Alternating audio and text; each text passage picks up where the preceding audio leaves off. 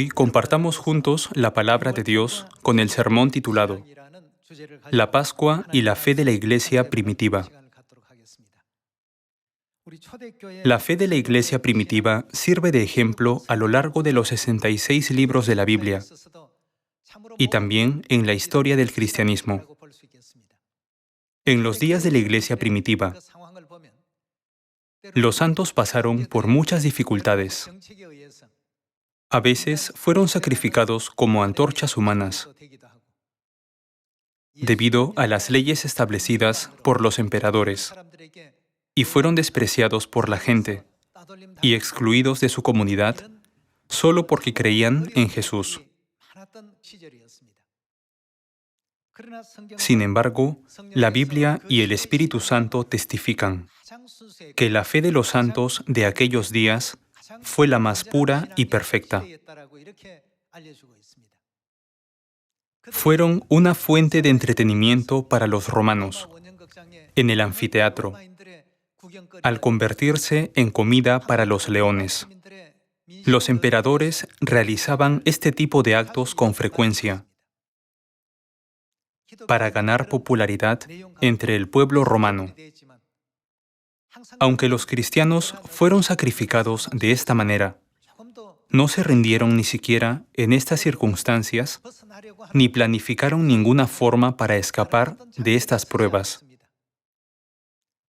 Su inquebrantable fe en Dios fue revelada al someterse a estas dificultades.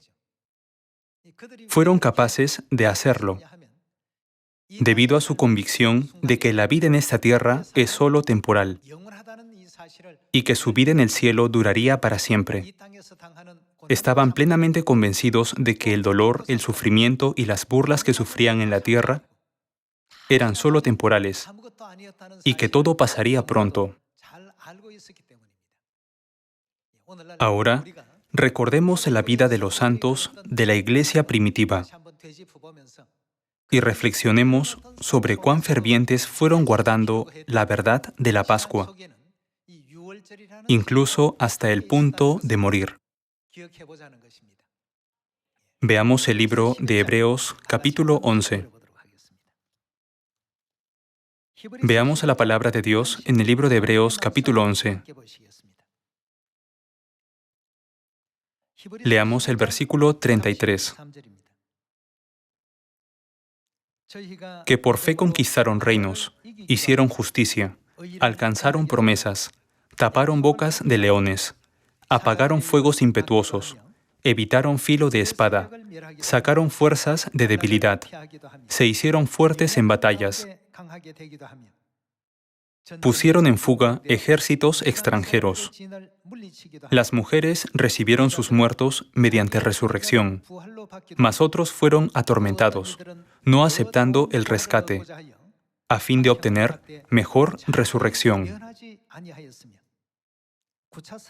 Rehusaron ser rescatados de aquellos momentos y situaciones poniendo excusas. Veamos el versículo 36.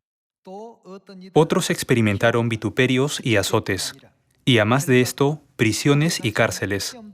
Fueron apedreados, aserrados, puestos a prueba, muertos a filo de espada. Anduvieron de acá para allá cubiertos de pieles de ovejas y de cabras, pobres, angustiados, maltratados, de los cuales el mundo no era digno, errando por los desiertos, por los montes, por las cuevas y por las cavernas de la tierra. Por supuesto, esto incluye a los antepasados de la fe que aparecieron antes que ellos, pero esto se aplica especialmente a la Iglesia primitiva, que experimentó vituperios, azotes y también prisiones y cárceles. Soportaron todo esto y nunca permitieron que nada les impidiera celebrar la Pascua. ¿Por qué guardaban la Pascua incluso en medio de estas situaciones? Busquemos en el libro de Job, capítulo 36, para averiguar la razón.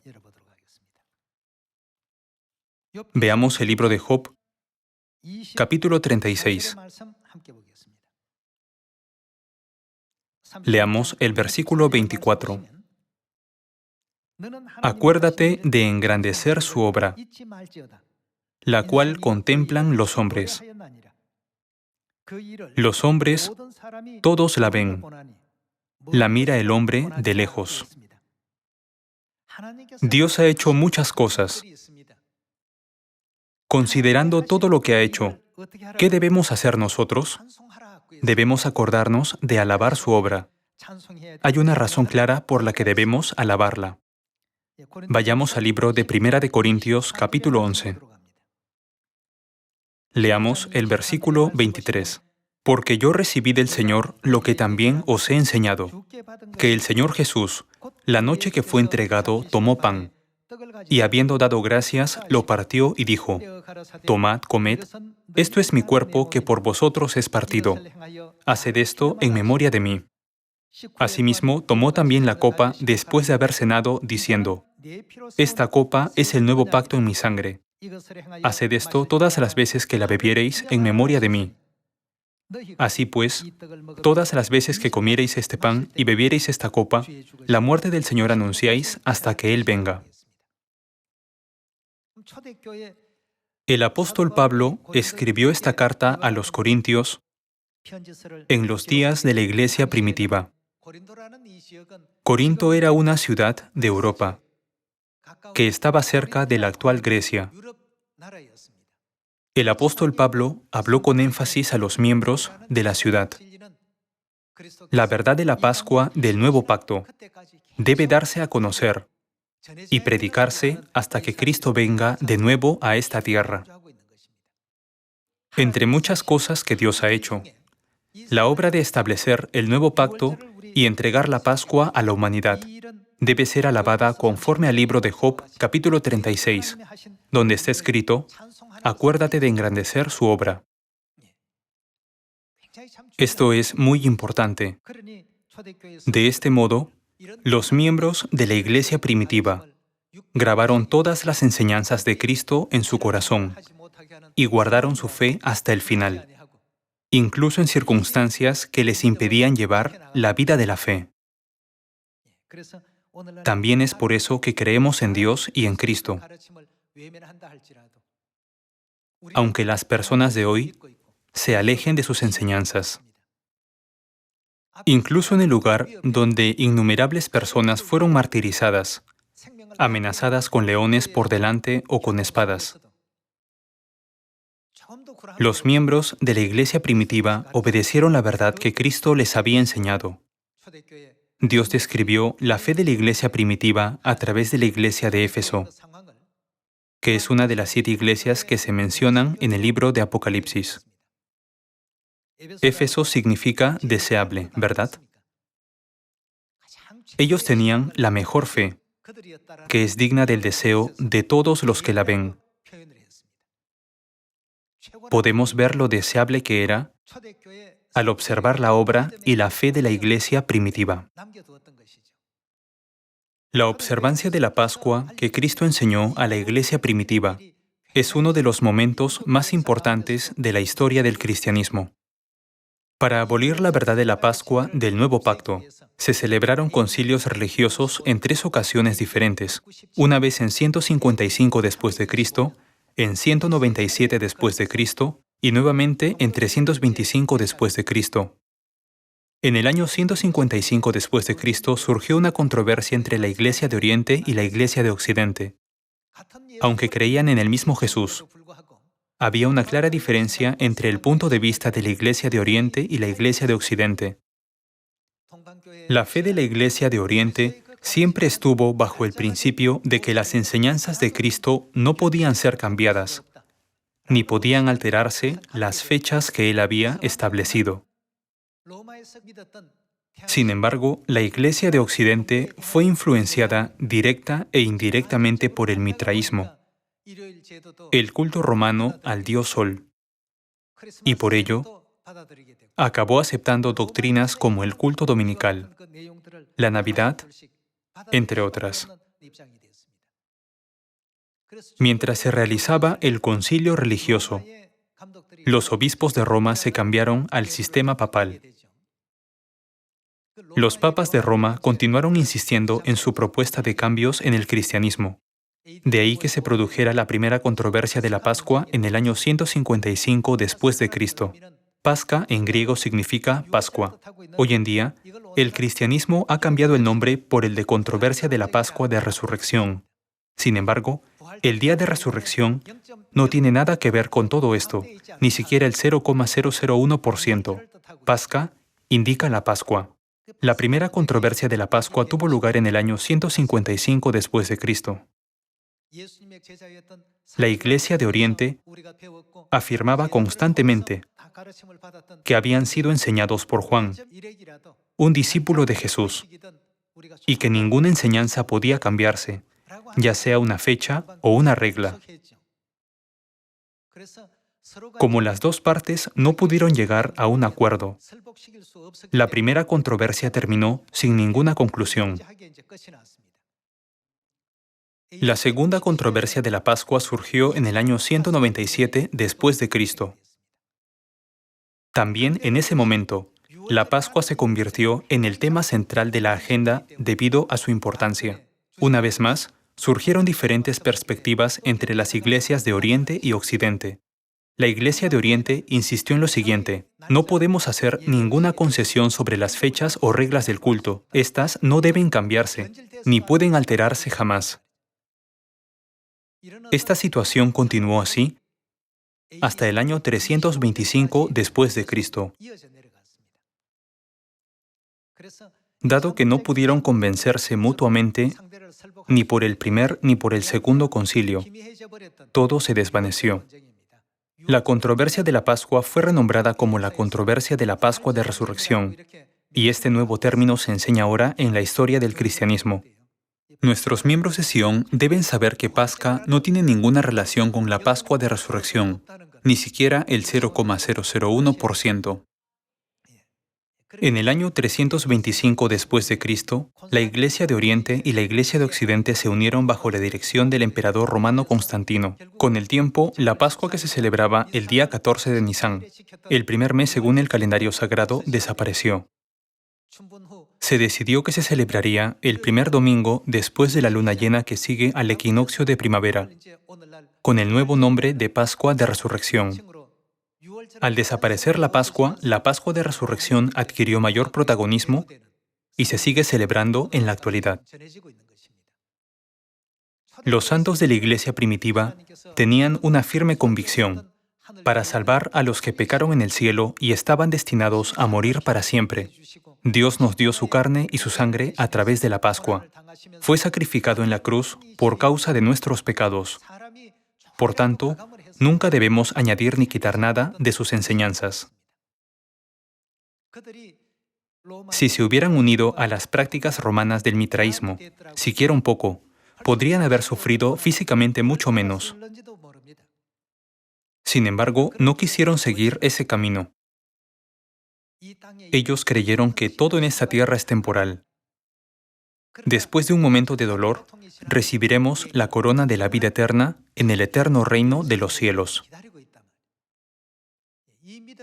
Esta fe les permitió aferrarse a la verdad de la Pascua sin ningún compromiso hasta el final. No obstante, en el año 325 después de Cristo, el emperador finalmente declaró una ley con su autoridad, ordenando que la Pascua no se celebraría el día 14 de Nisan. Los que creyeron en Dios tuvieron que guardarla, escondiéndose en desiertos, montañas e incluso cuevas. Así podían estar fuera del alcance de la autoridad. La Pascua del Nuevo Pacto, que había desaparecido a lo largo de numerosas generaciones, fue restaurada cuando Cristo Ansanjún vino a esta tierra. Él restauró todas las verdades de vida que los santos de la Iglesia primitiva deseaban guardar, incluyendo el día de reposo, la Pascua y el bautismo. Así, las 7 fiestas de 3 tiempos del Nuevo Pacto fueron restauradas por completo para nosotros. Ya que Dios nos enseñó en Job capítulo 36, versículo 24, a acordarnos de alabar su obra. Hoy en día, debemos recordar la vida de los santos de la iglesia primitiva y la fe llena de gracia que tenían. Nadie puede cambiar o alterar lo que Dios ha hecho. En el libro de Primera de Corintios, capítulo 11, está escrito que la Pascua debe guardarse y predicarse hasta que Él venga. Busquemos otro versículo en el libro de Primera de Corintios, capítulo 10. Vayamos a Primera de Corintios, capítulo 10. Leamos el versículo 16. ¿La copa de bendición que bendecimos no es la comunión de la sangre de Cristo? ¿El pan que partimos no es la comunión del cuerpo de Cristo? Siendo uno solo el pan. Nosotros, con ser muchos, somos un cuerpo. Aquí, la copa de bendición que bendecimos en la comunión de la sangre de Cristo se refiere a la copa del vino de la Pascua. ¿La copa de bendición que bendecimos no es la comunión de la sangre de Cristo? El escritor nos hace una pregunta retórica. ¿No es la comunión de la sangre de Cristo? Lo cual significa que ciertamente es la copa de bendición de la que debemos participar. ¿El pan que partimos no es la comunión del cuerpo de Cristo? Es decir, nosotros participamos del cuerpo y la sangre de Cristo comiendo el pan y bebiendo el vino de la Pascua. Versículo 17. Siendo uno solo el pan, nosotros, con ser muchos, somos un cuerpo, pues todos participamos de aquel mismo pan. Mirad a Israel según la carne. Los que comen de los sacrificios no son partícipes del altar. Debemos ser aquellos que participan del pan y el vino de la Pascua, a fin de ser calificados como el pueblo de Dios, que es un cuerpo con Cristo. La verdad de la Pascua testifica que Dios está en nosotros y nosotros en Él, y que somos hijos de Dios, como un solo cuerpo con Él. Este hecho se revela con claridad en el libro de Primera de Corintios, capítulo 10. El apóstol Pablo no explicó esto a los corintios desde su propia perspectiva o voluntad. Está escrito que todos los 66 libros de la Biblia fueron escritos por Dios a través de los profetas. Por tanto, todos los libros incluyen la voluntad de Dios. Entonces, ¿cuál es la voluntad de Dios? Vayamos al Evangelio de Mateo capítulo 26 y averigüemos sobre la Pascua. Por eso, los santos de la iglesia primitiva mantuvieron la convicción de que ni la letra más pequeña ni el mínimo trazo de una pluma se podía añadir ni quitar de las enseñanzas de Cristo. Veamos Mateo capítulo 26. Leamos el versículo 17. El primer día de la fiesta de los panes sin levadura, vinieron los discípulos a Jesús diciéndole, ¿dónde quieres que preparemos para que comas la Pascua? Y él dijo, id a la ciudad a cierto hombre y decidle, el maestro dice, mi tiempo está cerca, en tu casa celebraré la Pascua con mis discípulos. Y los discípulos hicieron como Jesús les mandó, y prepararon la Pascua. Veamos cómo comieron la Pascua después de haberla preparado en el versículo 26. Y mientras comían, tomó Jesús el pan y bendijo y lo partió, y dio a sus discípulos y dijo, tomad, comed. Esto, Jesús indicó al pan de la Pascua. Esto es mi cuerpo. Versículo 27. Y tomando la copa y habiendo dado gracias, la copa contiene el vino de la Pascua.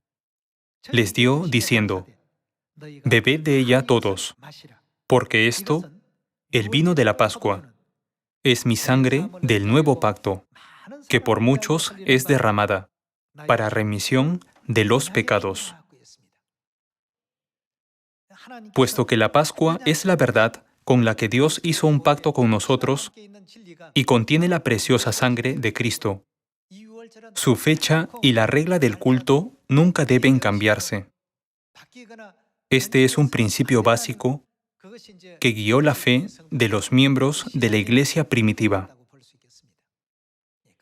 Por eso el apóstol Pablo enfatizó en 1 Corintios capítulo 11, versículos 23, 24, 25 y 26, que la Pascua debe transmitirse y celebrarse hasta el día en que Cristo vuelva a esta tierra. Hoy en día, existen muchas iglesias, pero no prestan atención a la Pascua, diciendo, la Pascua es una parte de la ley. ¿Acaso no ha desaparecido? Ellos hacen tales afirmaciones. Como no la guardan, necesitan justificar sus obras y dicen, la Pascua es parte de la ley de Moisés, y Cristo no dijo que fuera necesaria. Todos los santos de la iglesia primitiva pertenecían a la época del Nuevo Pacto. ¿Acaso no guardaron la Pascua en la época del Nuevo Pacto? Así como hemos leído las palabras de 1 Corintios capítulo 11, el apóstol Pablo dijo lo siguiente cuando predicaba a los gentiles de Corinto y a los europeos. Esto debe celebrarse hasta que Él venga, porque yo recibí del Señor lo que también os he enseñado. Él enfatizó que esto debe predicarse y guardarse hasta el día en que el Señor venga. Hoy en día, mucha gente pone excusas para no guardar la Pascua, diciendo, es parte de la ley de Moisés, o fue abolida por la cruz porque es parte de la ley, con respecto a sus falsas insistencias. Veamos lo que dice la Biblia en Hebreos. Veamos el libro de Hebreos capítulo 10, versículo 26. Porque si pecaremos voluntariamente después de haber recibido el conocimiento de la verdad, ya no queda más sacrificio por los pecados, sino una horrenda expectación de juicio y de hervor de fuego que ha de devorar a los adversarios. El que viola la ley de Moisés, por el testimonio de 2 o de 3 testigos muere irremisiblemente. ¿Cuánto mayor castigo pensáis que merecerá el que pisoteare al Hijo de Dios y tuviere por inmunda la sangre del pacto en la cual fue santificado? ¿A qué se refiere la sangre del pacto según el Evangelio de Mateo, capítulo 26? Refiriéndose al vino de la Pascua, Jesús dijo, «Esto es mi sangre del nuevo pacto, que por muchos es derramada para remisión de los pecados». ¿Cuánto mayor castigo pensáis que merecerá el que pisoteare al Hijo de Dios y tuviere, ¿cómo? Por inmunda la sangre del pacto en la cual fue santificado, e hiciere afrenta al Espíritu de gracia? A fin de salvar a la humanidad y concedernos la salvación, Dios realizó una obra llena de gracia y dolorosa. La Biblia dice, aquel que tuviere por inmunda la sangre del pacto que Jesús derramó en la cruz, aún renunciando a su vida, merece ser castigado. Debemos pensar cuidadosamente en esto. Hoy en día, existen muchas iglesias a nuestro alrededor que tienen sus propias perspectivas. Sin embargo, hace 2000 años, al igual que hoy, Dios vino a la tierra y dio a conocer la verdad de la Pascua del Nuevo Pacto. Fue por esta verdad que incluso los santos de la iglesia primitiva entregaron sus vidas. Al reflexionar sobre cómo celebraban la Pascua, no nos limitemos a pensar en esta época. La Pascua es al anochecer del día 14 del primer mes. ¿Acaso deberíamos seguir los estándares de las iglesias seculares, que consideran inmunda la preciosa Pascua del Nuevo Pacto, que fue establecida con la sangre del pacto? Por el contrario, siguiendo las preciosas enseñanzas de Cristo, debemos tener en cuenta que no debe descuidarse hasta que Dios venga de nuevo. Leamos de nuevo el versículo 29. ¿Cuánto mayor castigo pensáis que merecerá el que pisoteare al Hijo de Dios y tuviere por inmunda la sangre del pacto en la cual fue santificado e hiciere afrenta al Espíritu de gracia? Pues conocemos al que dijo, «Mía es la venganza, yo daré el pago, dice el Señor. Y otra vez, el Señor juzgará a su pueblo. ¿Cuánto mayor castigo pensáis que merecerá el que afrenta al Espíritu de gracia? Dios enfatiza el hecho de que serán reconocidas sus faltas cuando llegue el momento del juicio de Dios. Veamos una profecía más, escrita por el profeta Jeremías, y confirmemos lo que Dios prometió a toda la humanidad a través de la sangre de la Pascua del Nuevo Pacto. Pasemos al libro de Jeremías capítulo 31. Leamos el versículo 31. He aquí que vienen días, dice Jehová, en los cuales haré nuevo pacto con la casa de Israel y con la casa de Judá. La Pascua es llamada el nuevo pacto en Lucas capítulo 22, versículo 20. Veamos el significado de la Pascua del nuevo pacto en el versículo 33. Pero este es el pacto que haré con la casa de Israel después de aquellos días, dice Jehová. Daré mi ley en su mente. Aquí mi ley se refiere a la ley del nuevo pacto. Y la escribiré en su corazón. Y yo seré a ellos por Dios, y ellos, ¿qué serán? Me serán por pueblo. El pueblo sin esta ley no sería considerado el pueblo de Dios, y Dios no sería su Dios. Aquí, Dios nos dio claramente su palabra para hacernos saber de quién es Dios. Dios proclamó, daré mi ley en su mente, y testificó que aquellos que no tienen la ley no pueden convertirse en su pueblo. Y yo seré a ellos por Dios, y ellos me serán por pueblo. Y no enseñará más ninguno a su prójimo, ni ninguno a su hermano diciendo, conoce a Jehová, porque todos me conocerán. Desde el más pequeño de ellos hasta el más grande, dice Jehová, porque perdonaré la maldad de ellos, y no me acordaré más de su pecado. Dios estableció la verdad de la Pascua, estableciendo firmemente un pacto con su pueblo una vez más.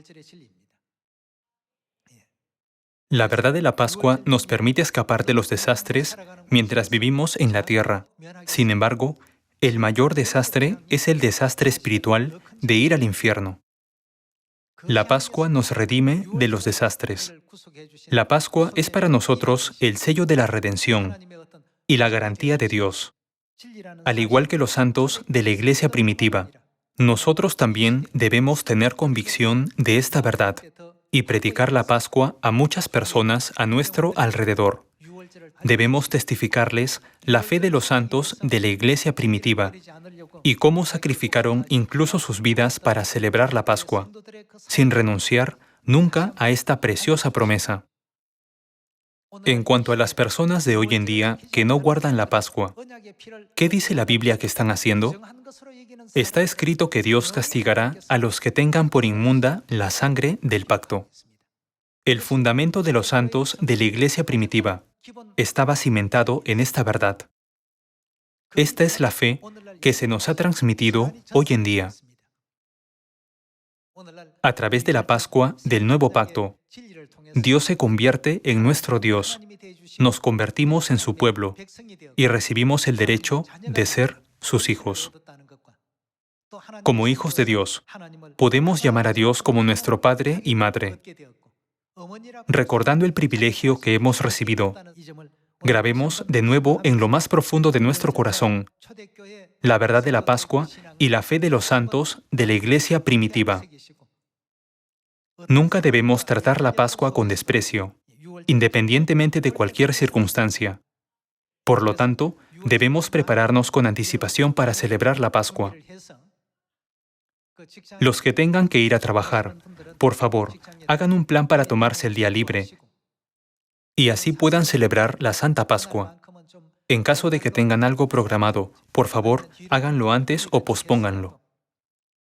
Les agradecería que se prepararan con anticipación para celebrar la Pascua. Al menos en el día de la Pascua, debemos recordar el santo sacrificio y el amor de Dios, que ha dirigido la gran obra de la redención por nosotros, y dar gloria a Dios una vez más. Esperando que todos hayan recibido mucha gracia, me gustaría concluir el sermón de hoy. Muchas gracias.